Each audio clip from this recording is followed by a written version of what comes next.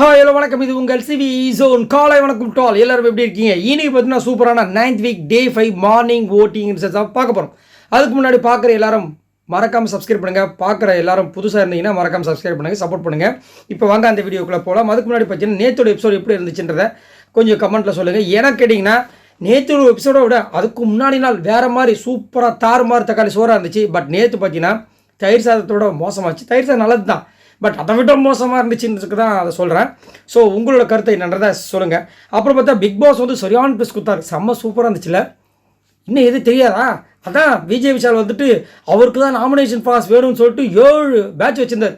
ஆனால் big pass பார்த்தார், இது என்ன சுவாரஸ்யமே இல்லாமல் லபக்குன்னு பிடிங்கிட்டு போகிறாங்க, இது சரிப்பட்டு வரன்னு சொல்லிட்டு லாஸ்ட்டாக வந்து அதை கேன்சல் பண்ணிட்டு யார் மினிமம் பேட்ச் வாங்கினாங்களோ அவங்கள வந்து மேக்ஸிமம் இவங்க மட்டும் கலந்துக்கிட்டு டிஸ்கஷன் பண்ணி யாருக்கு இதை கொடுக்கணும்னு சொல்லிட்டு நீங்களே முடிவு பண்ணுங்கன்னு சொல்லி அதில் ஒரு அக்கப்போர் இது ஒன்றுலாம் வந்து கடைசியில் வந்து மஞ்சரி வந்து அதை வின் பண்ணியிருக்காங்க. அதை பற்றி என்ன நினைக்கிறீங்கன்றத சொல்லுங்கள். அதே மாதிரி ஜாக்லின் ட்ராமா அட்டே வேற லெவலில் இருந்துச்சு. நான்லாம் பார்த்து ரொம்ப அப்படியே ஆடி போய் டென்ஷன் ஆகிட்டேன். ஸோ நீங்களும் பார்த்து டென்ஷன் ஆனீங்களா? இல்லை அதை பார்த்து சூப்பராக இருந்துச்சுங்க, அவ்வளோ அழகாக பண்ணியிருந்தாங்கன்னு நினைக்கிறீங்களா? இல்லை உண்மையிலேயே எனக்கு பார்க்கறதுக்கு பாவமாக இருந்துச்சுங்க அப்படின்னு நினைக்கிறீங்களா? மறக்காம சொல்லுங்கள். இப்போ வாங்க அந்த வீடியோக்குள்ளே போகலாம். ஸோ ஃபர்ஸ்ட் பிளேஸில் யார் இருக்கா அப்படி பார்த்தீங்கன்னா மாசா சூப்பர் சிங்கம் மாதிரி வந்து முத்துக்குமரன் இருக்காரு. இவரால் ஓட்ஸ் வாங்கியிருக்காரு அப்படி பார்த்தா 1,64,560 ஓட்ஸ் வாங்கியிருக்காரு. ஓட்டிங் பர்சன்டேஜ் பார்த்தீங்கன்னா 26.6. என்னங்க இவ்வளோ ஓட்டு வாங்கி வச்சிருக்காரு? அவராக வாங்கினாரு, நாங்கள் போட்டோன்னு சொல்லிட்டு முத்துக்குமாரோட ஃபேன்ஸ்லாம் அப்படி காலர் தூக்கி விட்டு காமிக்கிறாங்க. எப்படி எங்கள் ஆளோட பலம் பார்த்தீங்களா? என்னமோ சொன்னாங்க அவருக்கு யாருமே கிடையாது. வெளியில் பாருங்கள், மக்கள் கோடிக்கணக்கில் ஓட்டு போட்டுட்ருக்காங்க. சாரி, கோடிக்கணக்கில் இல்லை, ஒரு லட்சக்கணக்கில் ஓட்டு போட்டுட்ருக்காங்க. பட் இது வந்து லட்சக்கணக்கு தான். ஆனால் ஹாட் ஸ்டாரில் ஓட்டு போடுவாங்களா? அதுவும் மேபி வரலாம், அது வந்து நம்மளுக்கு தெரியாது. ஆனால் இதுவுமே வந்துட்டு ஒரு சில பேர் வந்துட்டு ஒரிஜினல் ஓட்டு இருக்குது, அதில் டாப் வந்து முத்துக்குமரன், செகண்டில் வந்து சாட்சனாக இருக்காங்க அப்படின்ற மாதிரி புராட்டெல்லாம் விட்டுட்டுருக்காங்க. அந்த மாதிரி யாராலையும் நம்ம அஃபிஷியல் ஓட்டெலாம் ரிலீஸ் பண்ணவே முடியாது. சரி, முத்துக்குமரோட கேம் நேற்று எப்படி இருந்துச்சு கேட்டிங்கன்னா சூப்பராக இருந்துச்சு.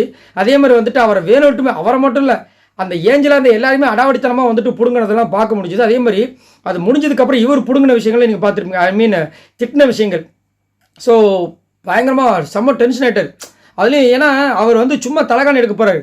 அங்கே இப்படி திரும்பி என்ன யாரோ ஒருத்தன் கிண்டல் பண்ணுறாங்க, ஏமா கொஞ்சம் கம்முனுக்குமா, உடனே ப்ரோவோக்கு, இல்லையா இது பேர் ப்ரோவோக்கர்னு, இப்படியே ப்ரோவோக்குன்னு சொல்லி கடைசியில் அவர் என்ன பண்ணிட்டார்னா அவரோட 3வது பேட்ச் எடுத்துகிட்டு போய் யார் பித்தலாட்டம் பண்ணாத ஒருத்தருக்கு நான் கொடுக்கணும்னு ஆசைப்பட சொல்லிட்டு ரஞ்சித் சாருக்கு நீங்கள் மனதார நான் கொடுக்குறேன், வாங்கி வச்சுக்கணும்னு கொடுத்துட்டு போயிட்டார்.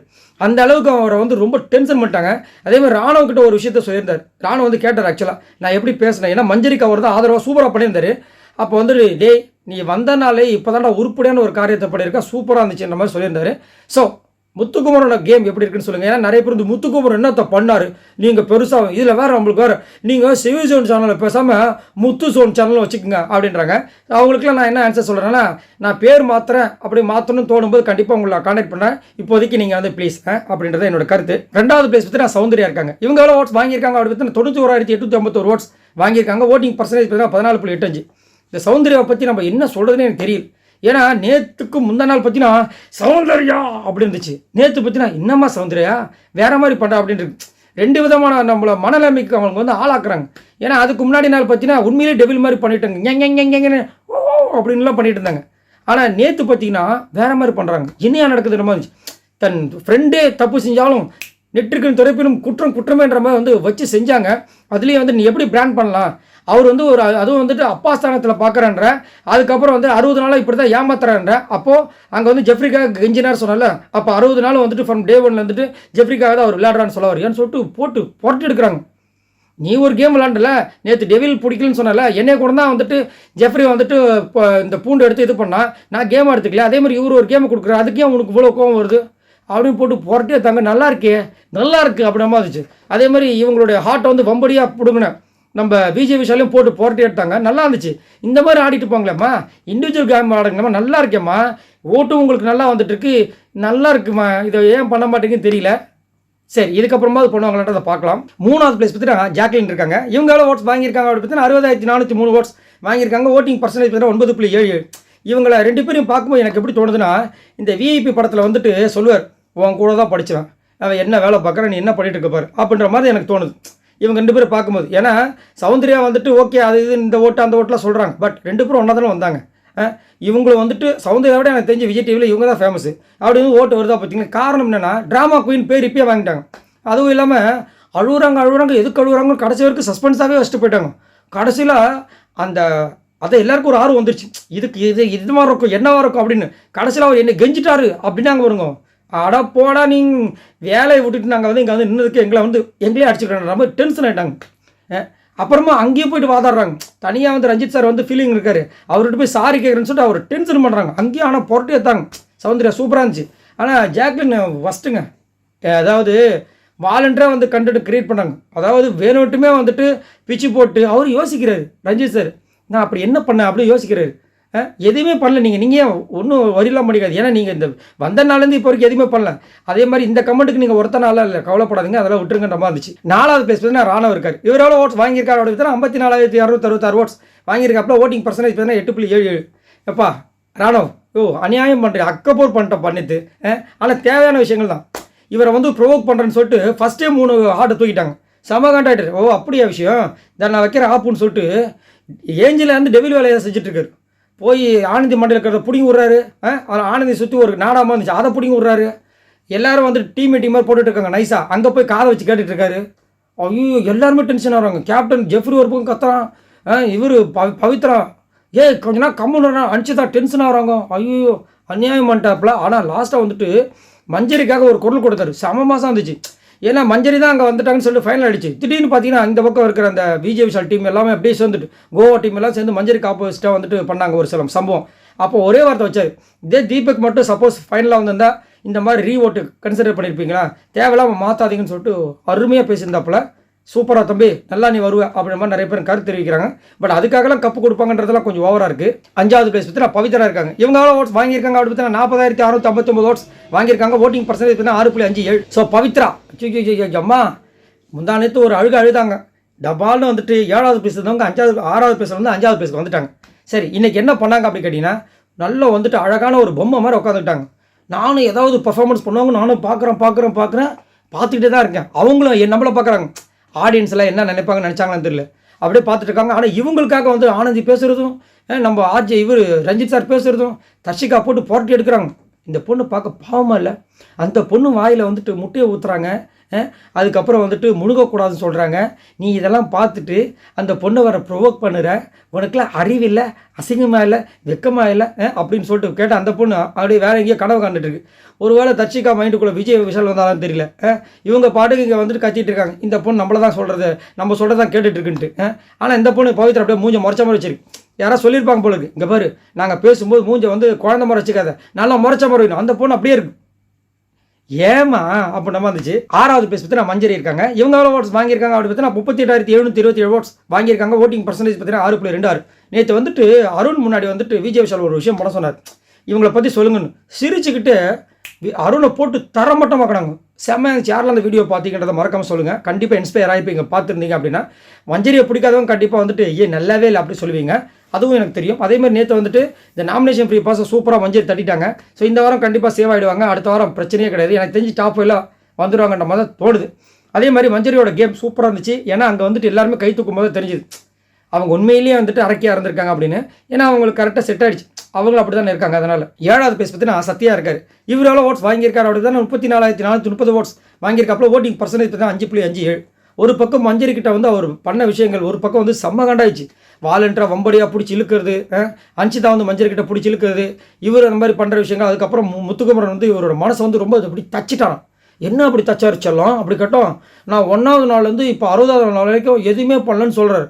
உண்மையை தானேப்பா சொன்னார். நீங்கள் வேறு கம்பெனிங்க, நான் எவ்வளோ பண்ணேன்னு தெரியுமா? சரி சொல்லுங்கள், பண்ணேன் என்ன பண்ணுங்க? காலையில் எழுந்திரிச்சு சொல்லுங்கள், தண்டால் அடித்தேன், நல்லா சாப்பிட்டேன், நல்லா தூங்கிட்டேன். ஆடா பாவிகளா, இனியா நடக்குது அப்படின்ற மாதிரி இருந்துச்சு. ஸோ இவர் திருந்த மாட்டார், நம்ம தான் தெரிஞ்சுக்கணும். ஸோ அதனால் வந்துட்டு யார் நல்லா விளாடுறாங்களோ அவங்களுக்கு ஓட்டை போடுங்கய்யா. 8வது பிளேஸ் பற்றி நான் ரஞ்சித் இருக்காரு. இவர் எவ்வளோ ஓட்ஸ் வாங்கியிருக்காரு அப்படின்னு 30,673 ஓட்ஸ் வாங்கியிருக்காப்புல. ஓட்டிங் பர்சன்டேஜ் பார்த்தீங்கன்னா 4.96. ரொம்ப அப்படியே ஃபீல் பண்ணிட்டார், அப்படியே பார்க்குறாரு, காத்திருந்துன்ற மாதிரி பார்க்குறாரு. சாரி, அது வந்து லவ் சாங்கில். அதாவது ஒரு இது வச்சுக்கோங்களேன், அப்பாவுக்கும் பொண்ணுக்கும் சிட்டுக்கு நல்ல சிட்டுக்கு அந்த பாட்டு மாதிரி இவர் அப்படியே பார்க்குறாரு. நான் வளர்த்த பொண்ணா அப்படின்னு. அந்த பொண்ணு வளர்த்த மாதிரி வந்துட்டு வளர்த்த கடை மாரில் போயிற மாதிரி போட்டு மெதிக்குது. என்னையா வந்து நான் உங்கள் அப்பா அம்மா நினச்சேன் சார், நெஞ்சில் குத்திட்டீங்க சார், வலிக்குது சார்னு. அம்மா நீ தயவு செஞ்சு இப்பயே போயிடுமா, கண்டிப்பாக உனக்கு பெரிய படத்தில் செம்ம பெரிய ரோல், ஆயா ரோல்லாம் கிடைக்குமா, சாரி ஆயாமா ரோல், சாரி ஏதாவது ஹீரோயின் எதாவது கிடைக்குமா, போமா இங்கே இருக்காதம்மா. ஏங்க பிடிக்காம தான் வெளியே போக சொல்கிறீங்க. இல்லைங்க அவங்க நல்லா நடிக்கிறாங்கன்னு சொல்கிறீங்க. நீங்கள் வேறு 9வது பிளேஸ் பார்த்தீங்கன்னா ரயான் இருக்கார். இவரால் ஓட்ஸ் வாங்கியிருக்காரு. அப்படி பார்த்தீங்கன்னா 30,195 ஓட்ஸ் வாங்கியிருக்காரு. ஓட்டிங் பர்சன்டேஜ் பார்த்தீங்கன்னா 4.88. இன்றைக்கி ரயானை தூக்கி ஜெயிலில் போட்டாங்க. அதுக்கு முன்னாடி அவருக்கு தெரிஞ்சு போச்சு எப்படி நம்மள தான் சொல்ல போகிறாங்க, நம்ம கீழே விழுந்தாலும் நம்ம மீசையில் மண் ஓட்டக்கூடாது, அதனால் எங்கே பாருங்கள் நானே போய்க்கிறேன் அப்படின்ட்டாரு. அதுக்கு முன்னாடி அங்கே 2-3 பேர் கையை தூக்குறாங்க. நான் போகிறேன் ஏடா ஜெயிலுக்கு போகிறதுக்கு நான் போகிறேன்றீங்களே, உங்களுக்கே அப்போ தெரியுதுல்ல நீங்கள் யாருமே வந்துட்டு உண்மையாக விளையாண்டு அந்த ஹார்ட்டை வாங்கலண்டு. அப்புறம் இதில் என்ன பெருமை பீத்தல். அதனால தான் பிக் பாஸ் ஆப் வச்சார். நீங்களாம் பண்ணது முதல் கேமே கிடையாது, ஆட்டத்தை கலை, உங்களுக்காக நாமினேஷன் ஃப்ரீ பாஸே கிடையாது, எல்லாம் டிஸ்கஷன் பண்ணு அப்படி போட்டு பொழந்துட்டார்.